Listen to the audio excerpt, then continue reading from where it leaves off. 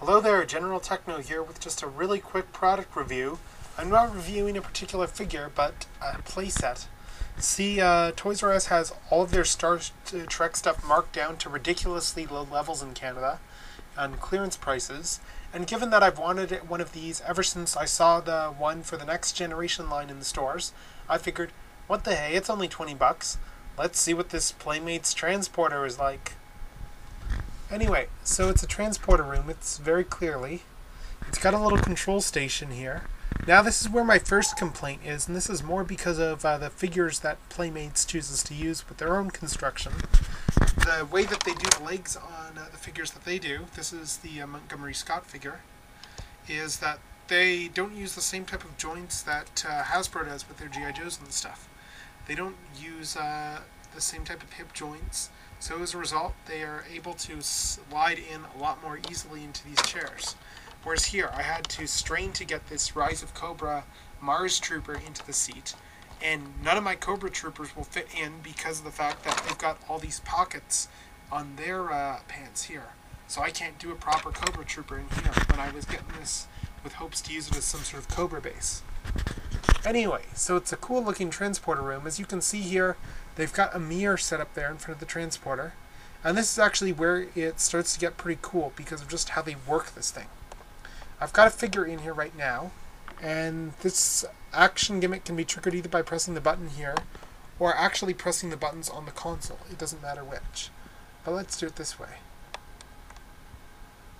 Anyway, you press it the first time, it lights it up, which lets you see the figure inside. In this case, it's a Cobra Commander. The G.I. Joe figures, they barely fit in this tube, but they do fit in. And this is my first complaint, that I thought that this was the type of thing where there was a door on the tube somewhere where you could put the figure in. Instead, it's not that, but the actual tube physically detaches and you have to put the figure in. But anyway, let's transport the sucker.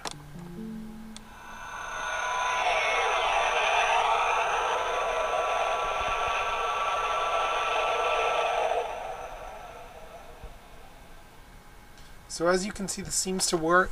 The way this seems to work is it seems to be one of those fancy schmancy two-way mirrors like they have in, say, police interrogation rooms, that kind of thing, where if you put light directly on the mirror, it lets you see through it, but otherwise there's lights on the other side of the mirror, which when those are lit you can see through it, but otherwise it's completely opaque.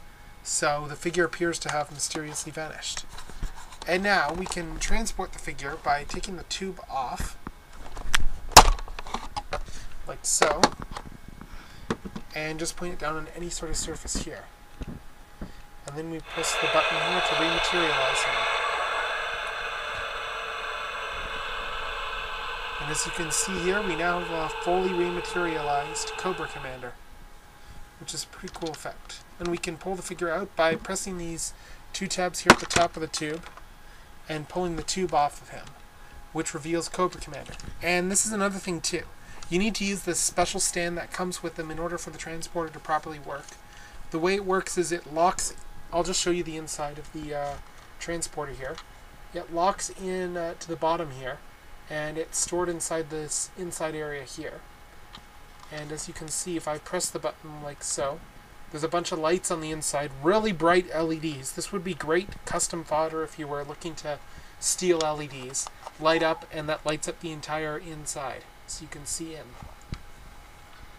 But anyway, let's bring Cobra Commander back to Cobra headquarters, shall we?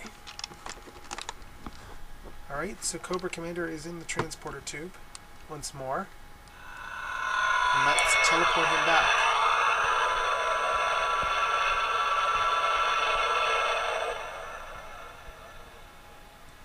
Again, yeah, it's very basic the way the technology works, and I think it would have been a lot better if they had implemented the door of some sort instead.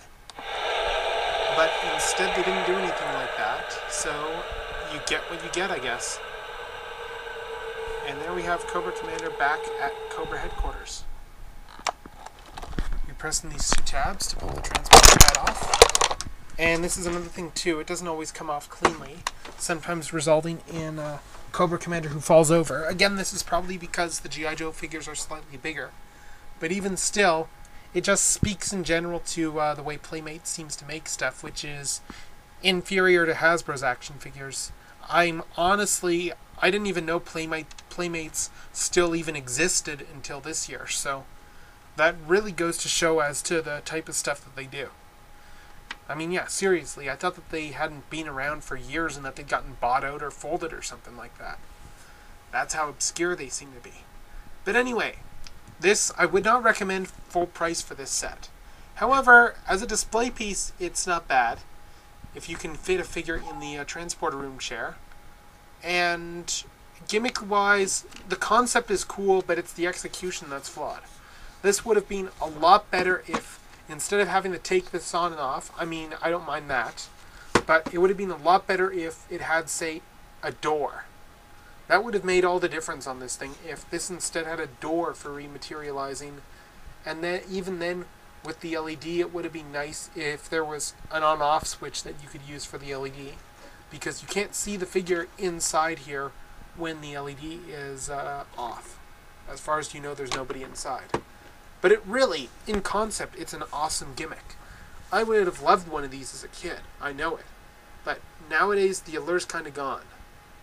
Anyway, I guess that's about it for this review. So without further ado, this is General Techno signing off.